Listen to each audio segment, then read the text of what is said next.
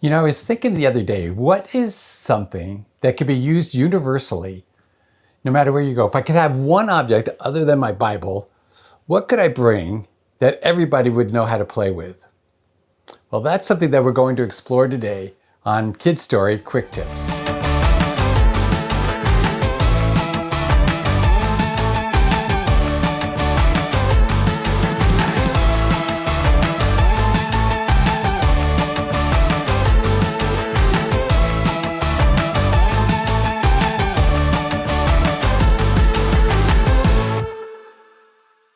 Well, what is this universal object?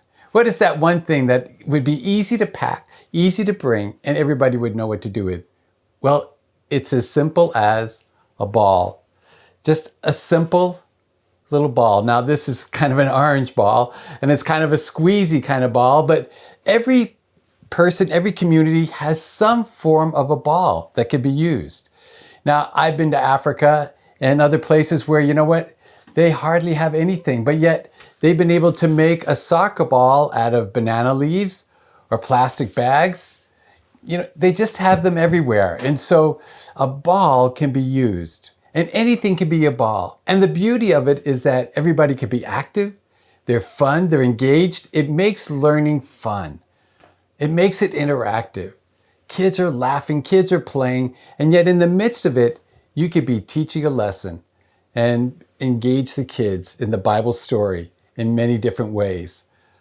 One of the things that's the beauty of the ball and passing it around, or I'll show you some other activities, is that there's a mystery behind it. It's kind of like, who's going to be next? Like when you're doing the retell and the ball's being passed around.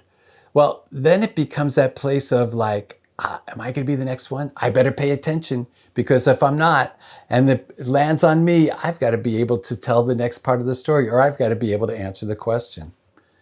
So what are some different activities? Let me give you like 5 or 6 different activities that you can simply do with a ball.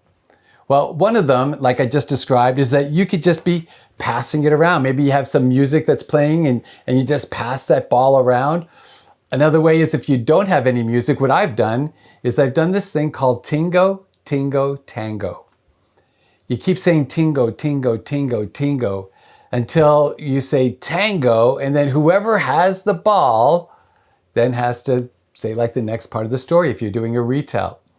And so they just keep passing the ball. It's kind of like what we might describe in the US as hot potato. You just pass it around as fast as you can. The other is maybe you don't have a ball, and maybe you have a balloon. Well, a balloon can be passed around the same way. It could be tossed in the air, and you get to, bounce it around, and kids are so excited. You can have all different colors of balloons, and it just makes it really festive. So you could be passing it, you could be bouncing it. For preschoolers, what I have discovered is that if they sit on the floor and they roll it, especially if it's a ball, it'd be hard with a balloon. But if you had the ball and they're rolling it from one to another, then that's another way that you can use a ball, especially with preschoolers who may not be as adverse in catching a ball if they were to pass it or toss it in the air. Now, the other thing that you can do is in a retell. You could be using something like a balloon that then has the questions written on the balloon, or a ball that you could simply write the questions on the ball. And as they're passing it around, and wherever it stops, and whoever has to tell and answer the question, they can answer it based on whatever question's on top of the ball or the balloon or whatever that you're using. So that would be another way to use a ball or balloon, is in the retell and in the asking of the question. Now, the other thing about like this cush ball that I think is really helpful to know is that there's something about squeezing a ball when you have to answer a question.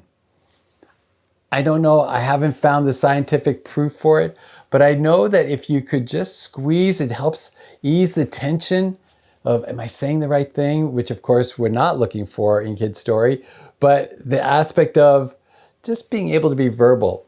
I had this one time with a couple of kids that came. They were brother and sister. The brother was super shy. The girl, who was a year younger, he was 7, she was 6.